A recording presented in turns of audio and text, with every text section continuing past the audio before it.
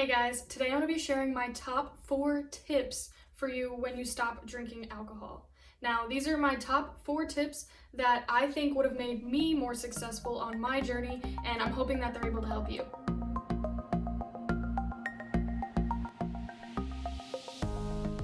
Hello, and welcome back to the Let It Begin with Carly YouTube channel. I'm Carly Montgomery, and I teach people how to let life begin with themselves, specifically by evaluating their relationship with alcohol. Today, I'm going to be sharing with you guys my top 4 tips for when you stop drinking alcohol. Now, I found that I didn't know these things when I started out, and had I known them, I think that it would have made the journey a lot easier, a lot less bumpy, and so I'm excited to share them with you guys today in the hopes that they'll be able to do that for you all. So the tips will be in order of what I deem to be importance. So number 1 is understanding your why. Now, this is really, I think, overused, and, understand your why. Why are you doing this? Why are you doing that? And so when you hear the advice of understand your why, you can sometimes just be like, why? Because I want to stop drinking. But even though it may be trite, there is a lot of truth to this. So understanding your why is really important. And I also want to say that understanding your why may change throughout your journey. I know that it did for me. But early on, really important to hone in on why exactly you decided to stop drinking. Now, I will say that some whys are stronger than others. So your why might be able to reveal to you why you're not able to stop drinking if you're trying to. For example, if your why to stop drinking is because you want to lose weight, then you would have to really understand why it is that you want to lose weight. Do you want to lose weight because you feel like other people are judging you? That's not a very strong why. Do you want to lose weight because you have low self-esteem and self-worth because of your body image? That's getting stronger. So when I say understand your why, I really want you to dig into what are the reasons why I want to stop drinking. For me, in the beginning, my biggest why was just a gut feeling. I just had a gut feeling that I needed to question my relationship with alcohol, and I needed to take a break. I just needed a break. It was my intuition telling me, and some of the more worldly reasons why were, time management. I felt like my weekends were wasted drinking, and I really wanted to take my time back. I also am very ambitious. I had a lot of goals, and I felt like because I was taking away from that time on the weekends when I could be doing more productive things, that was another reason I needed to stop drinking. And the other thing was that I saw other people, years ahead of me who continued to drink in sort of the party binge drinking way that I was, and I didn't really want that for my future. So I just said, I need a break. And that really leads me into point number 2, which is not putting so much pressure on yourself. Like, when I started, I think one of the main reasons that I was successful is because I didn't put so much pressure on myself for it to be a forever thing. And pressure can come in a lot of forms, but I feel like one of the main ways that we put pressure on ourselves when we're in the beginning of our alcohol-free journey is this idea that it has to be forever. And I think that the idea of forever really stems from some older teachings from Alcoholics Anonymous. Great program, but they really do stick the forever mentality into people's minds that you'll never, ever, ever be able to drink again. And that's actually something I don't really agree with for everyone. If thinking about forever works for you, that's great. I feel like for a lot of people it doesn't, and it just puts a lot of pressure because you're like, well, what? Like for me, I was like, well, what if like when, I get married and on my honeymoon or at my wedding, I want, to have a drink. Like, I'm single. Like, don't let your future potential whatever keep you from giving yourself the opportunity to try a life without alcohol. The other way that I see people put pressure on themselves early on in the alcohol-free journey, and I definitely did this, was trying to improve everything at once. So I said, okay, I'm gonna stop drinking alcohol, I'm gonna go on this diet, I'm going to lose all this weight, I'm gonna start reading more, I'm gonna, run a marathon. Like, people put all these things on themselves to improve. They're gonna stop caffeine, they're gonna, clean up their diet, they're gonna do all these things, stop smoking, whatever it is for you. Just know, like, I'm here to tell you that stopping alcohol is enough. That is enough. Just stopping alcohol is enough of a change in your physiological body, but also in your mindset, that you don't need to add any more variables. You really don't. You're doing so much for yourself just by taking that one thing away. And I will say that naturally, when you stop drinking alcohol, the phenomenon is that you will want to start improving a lot of other parts of your life. And I encourage you to just sit with yourself and listen and say,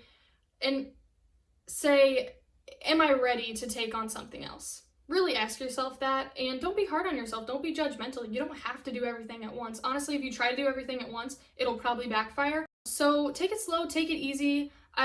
General recommendation would be to give the alcohol-free life 3 to 6 months, maybe even a year, depending on how intertwined drinking was with your life, before you decide to start giving up other things like smoking or caffeine, or adding in other things like a healthy diet and a new exercise routine. That's definitely point number 2. Don't put so much pressure on yourself. Take it easy. Have fun. Okay. And then point number 3 is to find new hobbies. Find new hobbies. Well, I know for me that when I was still drinking, and I would think about like meeting people at work or having a job interview or going on a first date, and like thinking like, when people asked me, what do you like to do for fun? Like, the only thing that I could think of that would always come to my mind is like, go out with my friends. Like, go out and drink, go out to bars, drink with my friends. And I always like had a little tinge of like, like, that makes me seem so uninteresting. Like, wow, is that really all I do? Is that really all I value? Like, I already had these ideas swirling in my mind because I was triggered by the fact that, wow, the only thing that I'm doing is going out with friends and drinking. So when you do decide to stop drinking, and if drinking has been one of the major activities in your life, you're gonna have a lot of white space in your time, a lot of white space.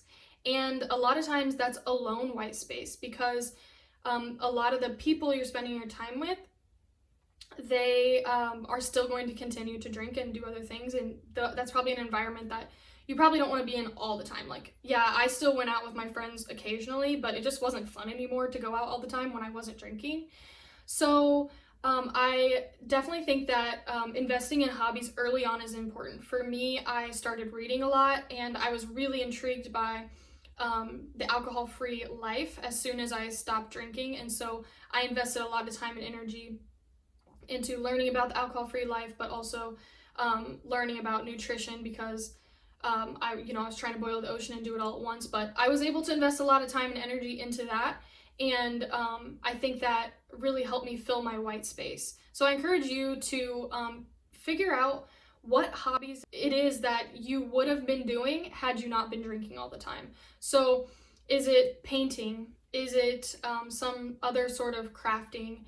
Is it singing? Is it hiking? Is it something physical? Do you want to get back out and play tennis? Do you want to spend more time with your family? These are really important questions to ask yourself early on, is how do I want to fill that white space? What new hobbies do I want to hone and develop? And then lastly, tip number 4, which kind of ties into my last tip, and that is to find community. So like I said before, when you stop drinking alcohol, a lot of the people and friends that you spent time with before are going to continue to drink, and that's okay. But you're allowed to find a new community that fits you.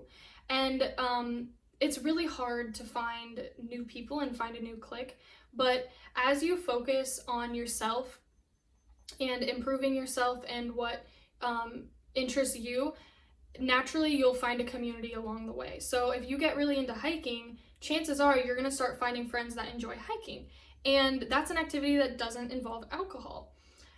You can also be a little bit more proactive with finding a community.